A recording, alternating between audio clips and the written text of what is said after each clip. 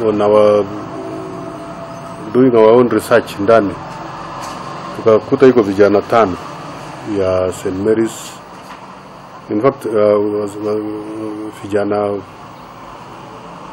4 boys ya St. Mary's Kipabi na moja ya Bishop Mjenga, something like that. We arrest them, wengine walitoroka. Tumearrest hao, hata siko na sisi hapa. Nimeita walimu yao.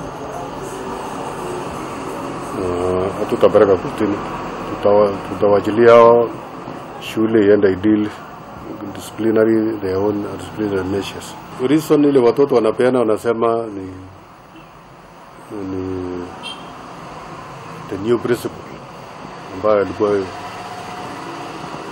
alikuwa posted here recently, nafikiri about 2 months, and nasikia wamekasia wameambia mpaka wawe na C+ kwa mtihani ya mwisho ambayo inaanza leo.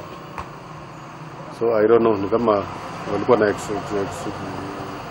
examination phobia, and hiyo chanting ya kusema the principal must go. So hiyo ndio ile tumepata kwa sahi.